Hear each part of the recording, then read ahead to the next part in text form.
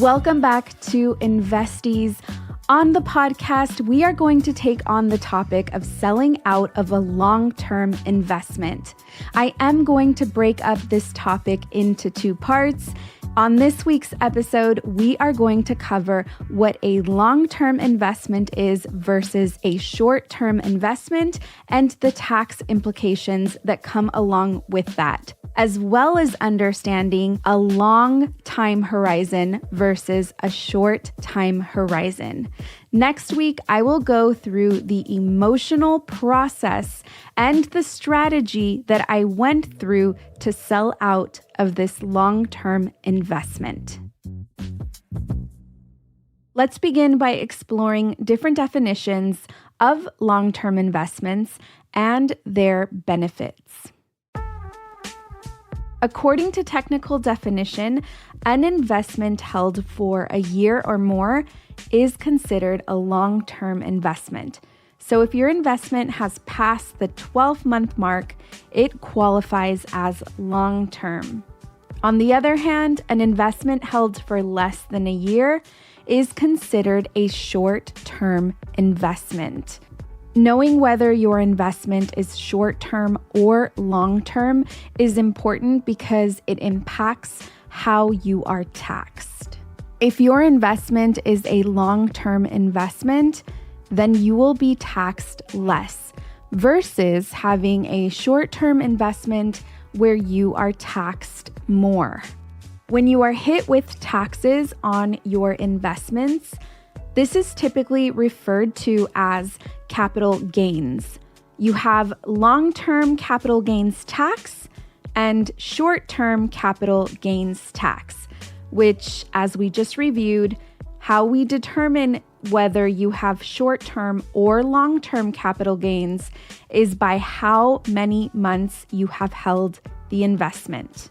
I want to go over long-term capital gains tax rates for 2024 so that you can get an idea of the difference that you have to pay in taxes versus a short-term capital gains tax and a long-term capital gains tax. I know it's a lot. Stay with me.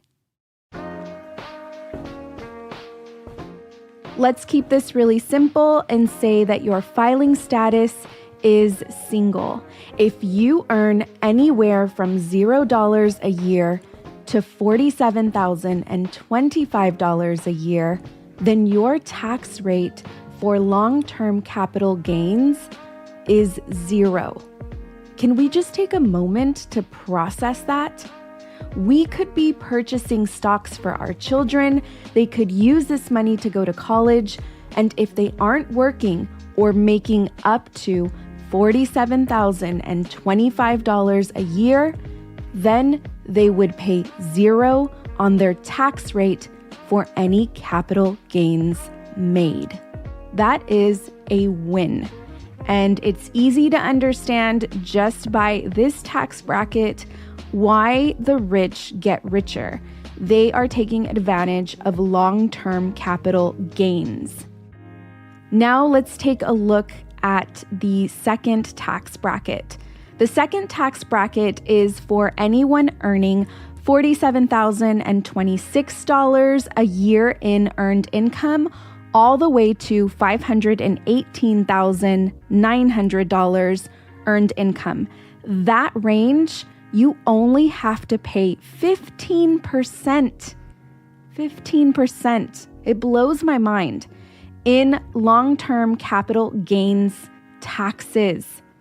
That is nothing, absolutely nothing if we compare it to earned income tax.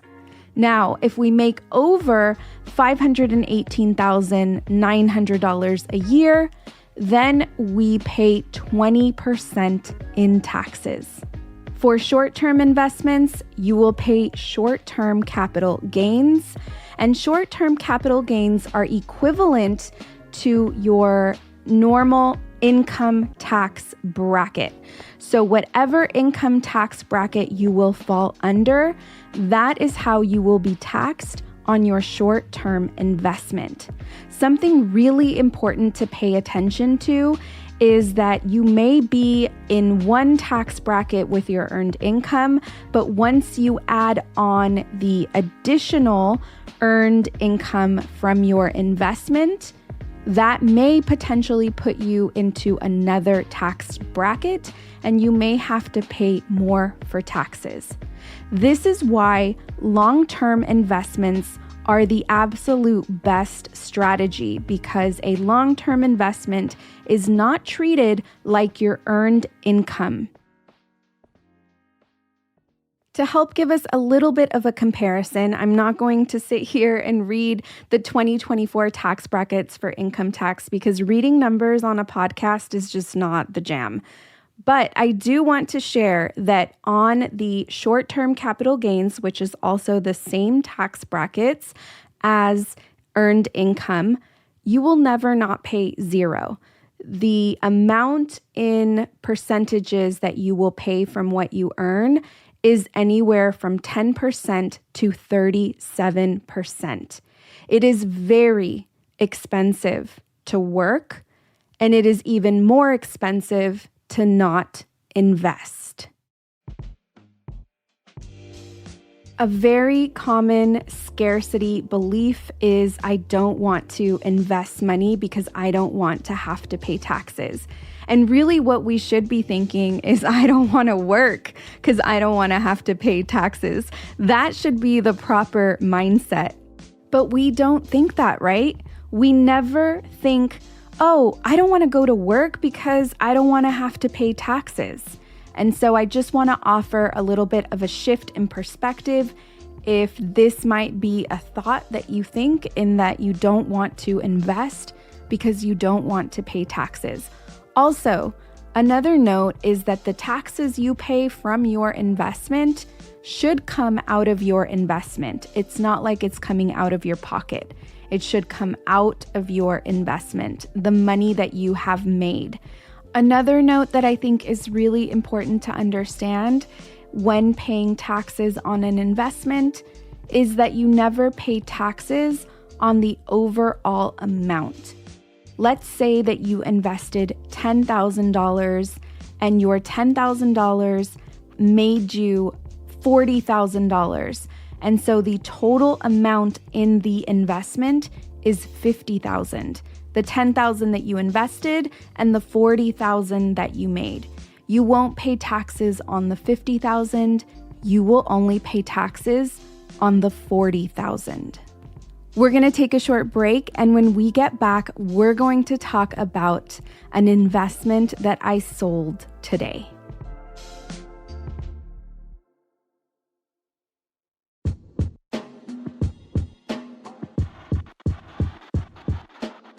Investees, if listening to the tax benefits of investing isn't your sign to start investing, I truly don't know what is. Head over to In Luz We Trust, hit the menu, click on Wealth Warrior, the course, check out the dates to the next course. This is potentially the last time I will teach this course live. You can check out the entire curriculum, how much the investment is, which honestly, it is minimal for the return you will receive on this investment. I look forward to seeing you in late February.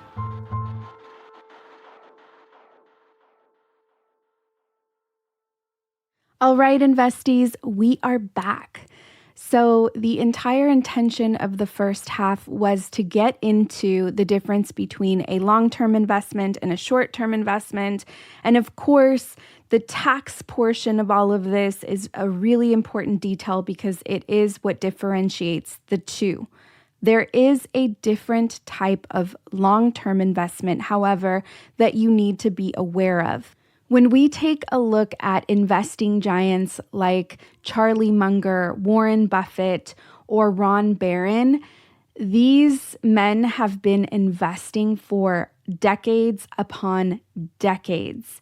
And so I want us to understand this level of investing, because this level of investing is what actually builds generational wealth. To be able to differentiate the technical definition of a short-term investment or investor and a long-term investment or investor that helps us understand what tax bracket you fall on when being taxed, we use short-term time horizon or long-term time horizon to indicate the length at which you will be investing. This all falls under the assumption that you are looking to make a long-term investment, not by technical definition, but by actual time allocated to your investment. A short time horizon is anywhere from 5 to 10 years, and a long time horizon is 10 plus years. When I say 10 plus years, I'm talking about 20, 30, 40, indefinitely. These stocks will be passed down to your great-grandchildren. What's really important to understand is even just holding these stocks increases your value, your net worth. It doesn't increase your personal value. Let's get that straight. But it does increase your net worth, and you can in turn use this net worth to borrow more money.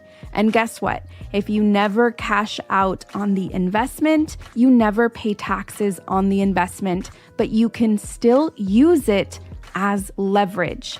I've used my personal portfolio in order to buy a house. I've used it to buy a car. And so it's important for us to also note that many wealthy people will not sell out of their assets. They don't need the cold, hard cash. Their portfolio adds weight to their net worth. Another important note that Warren Buffett always talks about is that the longer you've been in an investment, the less riskier the investment becomes. Of course, he has been known to invest in blue chip stocks, which means that they are high quality companies that are also known as large cap companies, meaning they have a high capitalization. They are servicing a large part of the market. They are basically a corporate giant. Some of his investments include Coca-Cola, McDonald's, Johnson & Johnson, recently Apple, just to give you an idea of what he means when he says that with a longer time horizon, your investment becomes less risky. I have definitely benefited from having 10 plus years of my money invested in Netflix. When I first started to purchase Netflix, my shares were $23 and now they are $500 as of Tuesday, January 23rd after market hours. So the amount of money that I put in, which was initially $9,000, is no longer at risk because my gains have increased so much and have gone so far. Your investment over time becomes less risky.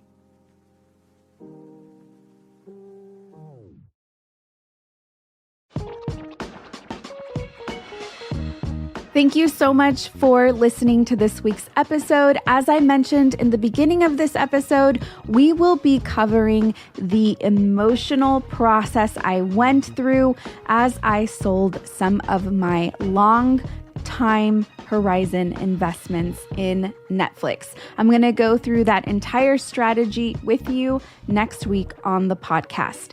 I'm your host, Linda Garcia. You are listening to Investees, a Cosmic Standard and In Luz We Trust production.